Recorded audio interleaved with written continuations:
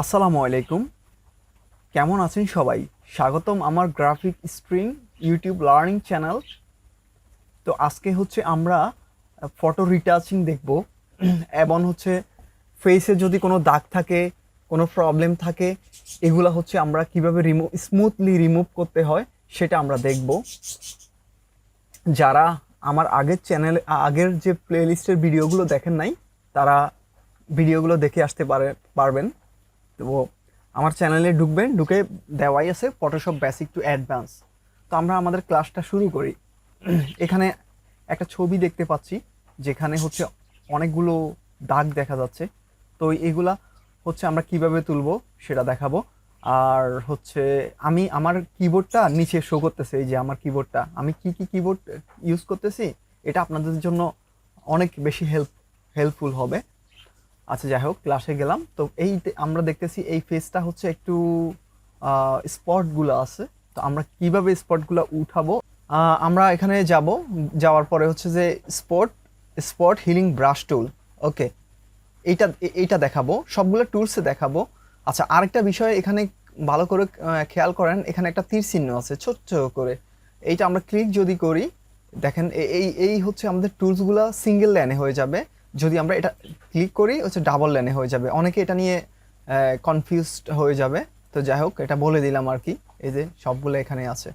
ওকে, তো যেটা হচ্ছে এখন আমরা স্পট হিলিং ব্রাশ টুল নিলাম, নেওয়ার পরে হচ্ছে এটা আমরা যখন কাজ করব তখন একটু জুম করে কাজ করব। আচ্ছা, এখন প্রথমটা হচ্ছে স্পট হিলিং ব্রাশ টুল। যাই হোক, এইটাকে মুখে স্পট যত বড় অত বড়ই রাখবো। এই আমাদের এই যে বৃত্তটা বেশি বড় রাখবো না। তো আমরা এখানে ক্লিক করতেছি, উঠে যাচ্ছে। আচ্ছা, আমরা যদি বৃত্তটাকে বড় ছোট করি, আমরা যখন বৃত্তটাকে বড় ছোট করব তখন হচ্ছে রাইট মাউস ক্লিক করে এভাবে বড় ছোট করতে পারবো। দ্বিতীয়, এই যে ছোট হচ্ছে, এই যে বড় হচ্ছে, এটা আমরা রাইট মাউস ক্লিক করে করব। আরও একটা শর্টকাট ওয়ে আছে, সেটা হচ্ছে যে কিবোর্ডে দেখেন এন্টারের পাশে হচ্ছে সেকেন্ড ব্র্যাকেট, থার্ড ব্র্যাকেট আছে, ওগুলা দিয়ে হচ্ছে যে আমরা বড় ছোট করতে পারবো। যে আমরা বারবার ক্লিক করতেছি, সেকেন্ড ব্র্যাকেটে যে বড় ছোট হচ্ছে। ওকে, তাহলে আমরা কি করব, এটা হচ্ছে এভাবে আমরা ক্লিক করে ধরে রাখবো এভাবে। এই যে ক্লিক করে আমরা এটা স্ক্র্যাচ করব, ঘষবো আর কি। এই যে দেখুন, এটা কিন্তু এটা হচ্ছে। ওকে, এখন আমরা হিলিং ব্রাশ টুলে আছি।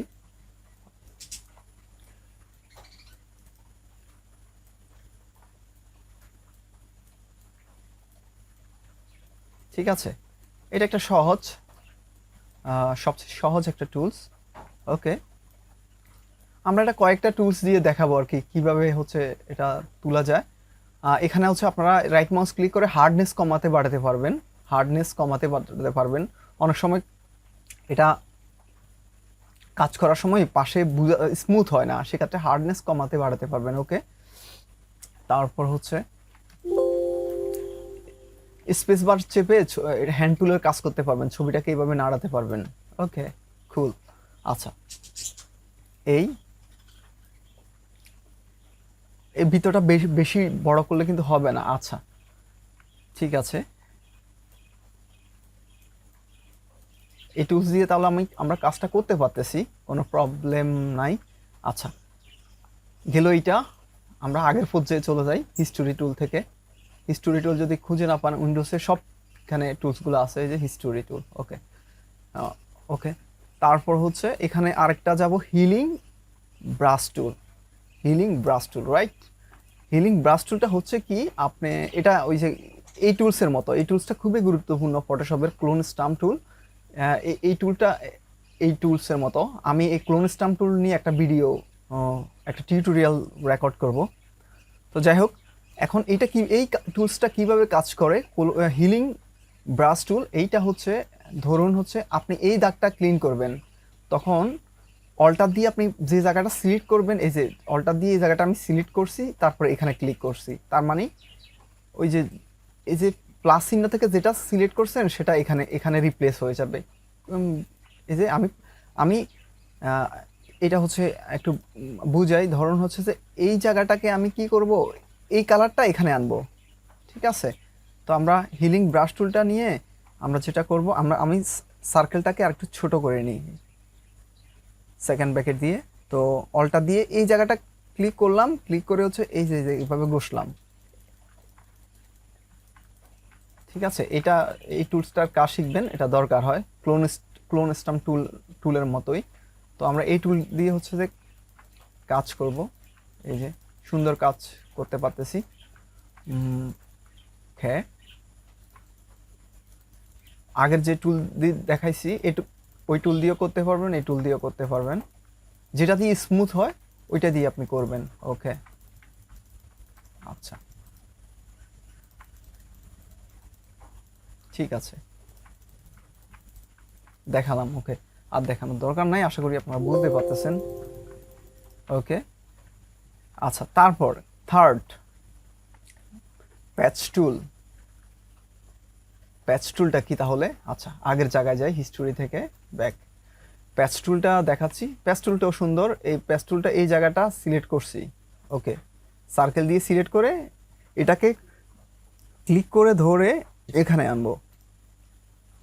আচ্ছা, আমরা আবার যাই,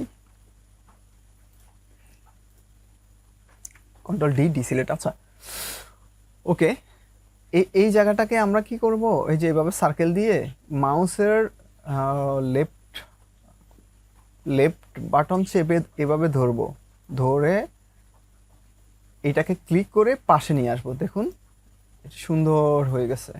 এই যে এটাকে এভাবে ধরবো, ধরে এই, ঠিক আছে। ওকে, এইভাবে আমরা কাজ করতে পারি, এইটা অনেক কাজের, ঠিক আছে। ফটোশপ, আপনারা যখন ফটোশপ শিখবেন এগুলা সবগুলা শিখবেন, এই, ঠিক আছে। তো তাহলে পুরোটা করার দরকার নাই, আপনারা এটা বুঝতে পারতেছেন, ঠিক আছে আমার। ওকে, আচ্ছা, গেল এইটা। তো এটা দিয়ে সুন্দর আমরা কাজ করতে পারতেছি তাহলে। আচ্ছা, তো এবার আমরা দেখব হচ্ছে পরের টুলসটা।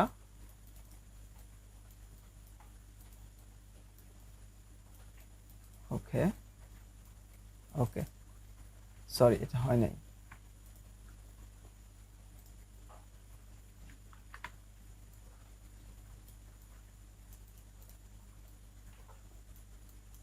ওকে, আচ্ছা, প্যাচ টুল, আচ্ছা, এইটা গেল content move, content aware move tool. আচ্ছা, এবার হচ্ছে যে এইটা, তো এইটা এটা দেখাচ্ছি। এখানে আরো একটা ছবি ছিল, এই ছবিগুলা, এইটাও একই রকম, এটা এক্সাম্পল হিসাবে রাখা হয়েছে। ঠিক এইটা হচ্ছে যে এই যে প্যাচ টুলটা একটু আগে দেখালাম, ঠিক এইভাবেই করতে পারবেন, কোনো সমস্যা নাই। ওকে, আচ্ছা, এরপর যেটা দেখাবো ওই যে কন্টেন্ট এওয়ার মুভ টুল, এটা কিভাবে কাজ করে সেটা দেখাচ্ছি। এইটা হচ্ছে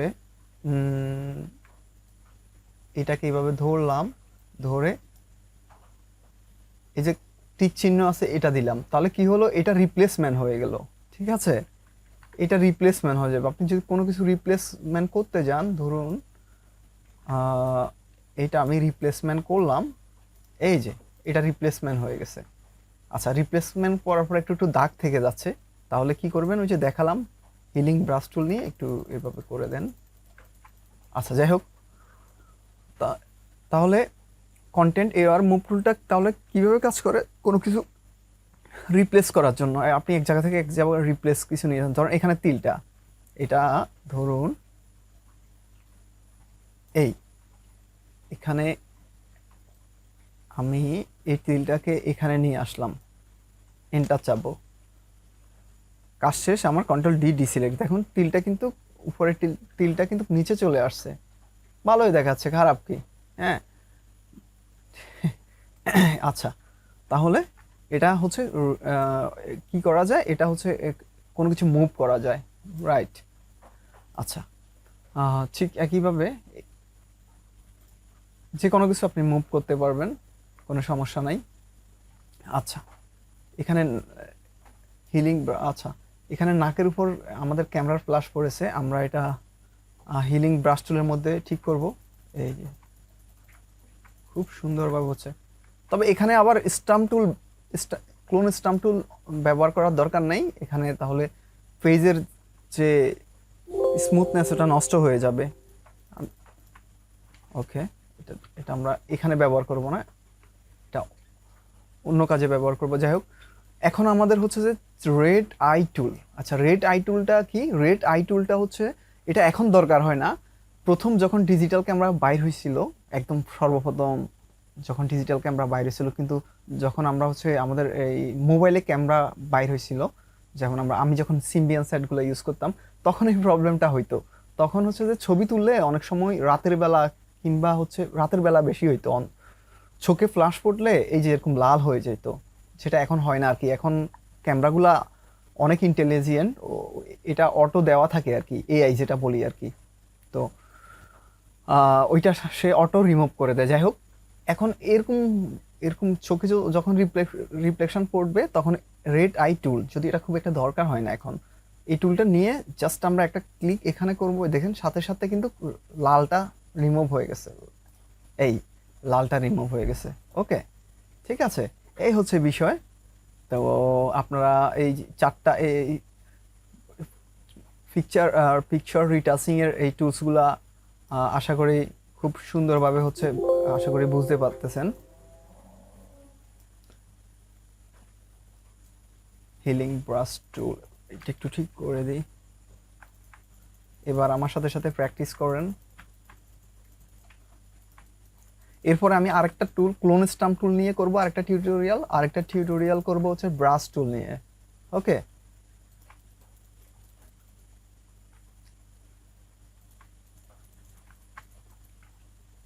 যদি আমরা এই ছবিটা একটু লাইট করে দিই, এটা আমি দেখাইছি এর আগের টিউটোরিয়ালটা, যারা দেখেন নাই তারা দেখে নেবেন। এল দিয়ে কন্ট্রোল এল, লেভেল, একটু লেভেলটা বাড়াই দিই, একটু এদিকটা বাড়াই দিই, একটু লাইটটা বাড়াই দিই, ছবিটা একটু ডার্ক। আচ্ছা, এরপর হচ্ছে কন্ট্রোল ভি দিই, একটু না রেডটা ঠিক আছে, এখানে ইয়েলোটা কি একটু হালকা ইয়েলো দিলাম। যাই হোক, ওকে, এই হচ্ছে বিষয়। তো এইভাবে হচ্ছে যে ফটো রিটাচিং করে। সবাইকে ধন্যবাদ, ভালো থাকবেন। আমি এখন থেকে কন্টিনিউ টিউটোরিয়াল দিয়ে থাকবো। ধন্যবাদ সবাইকে, আল্লাহ হাফেজ।